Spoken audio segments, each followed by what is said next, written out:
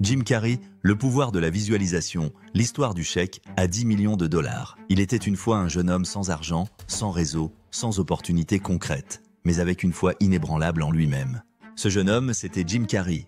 À l'époque, il ne faisait pas encore rire des millions de spectateurs. Il ne foulait pas les tapis rouges et personne ne le reconnaissait dans la rue. Il vivait dans sa voiture, enchaînait les auditions sans lendemain, et pourtant, quelque chose brûlait en lui. Un feu, une certitude, une vision claire. Il allait réussir. Il allait devenir l'un des plus grands acteurs de sa génération.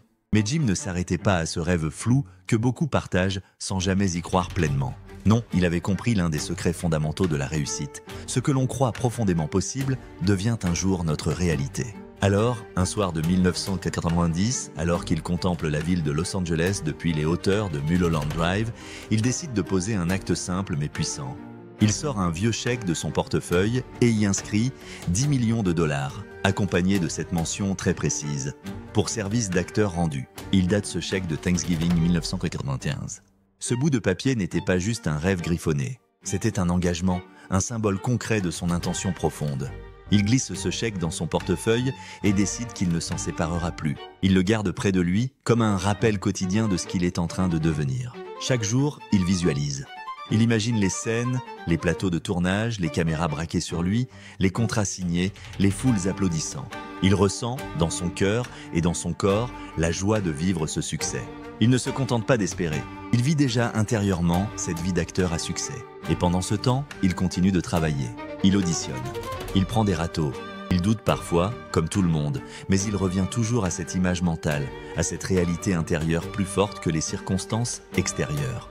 Car la loi de l'attraction ne remplace pas l'action. Elle l'oriente, elle l'aligne. Elle nourrit la motivation, même quand les résultats ne sont pas encore visibles. Et c'est précisément cela que Jim applique sans relâche. Puis un jour, le miracle prend forme. Nous sommes en 1994. Il décroche le rôle principal dans un film à gros budget, Dumb and Dumber. Un rôle comique dans lequel il pourra enfin exprimer tout son talent. Et pour ce rôle, on lui propose un cachet de 10 millions de dollars. Exactement le montant inscrit sur le chèque qu'il s'était écrit 5 ans plus tôt. La date prévue sur le chèque ? Thanksgiving 1995. Il a atteint son objectif avec un an d'avance. Cette histoire n'est pas seulement inspirante, elle est profondément révélatrice d'un principe universel.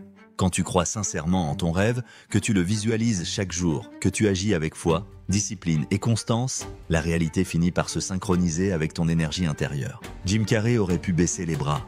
Il aurait pu se dire que ses rêves étaient trop grands pour sa réalité. Mais il a choisi de croire. Il a choisi de voir plus loin que ce que ses yeux pouvaient percevoir. Il a mis la loi de l'attraction au service de son objectif et il en a fait un tremplin vers une destinée extraordinaire. Alors, la vraie question est, et toi, qu'est-ce que tu veux manifester ? Quelle est cette vision que tu portes en toi et que tu n'oses peut-être pas encore affirmer ? Es-tu prêt à écrire ton propre chèque, symbolique ou réel, et à faire confiance à la puissance de ton esprit ? Parce que si tu peux le voir clairement dans ton esprit, tu peux aussi le tenir un jour dans tes mains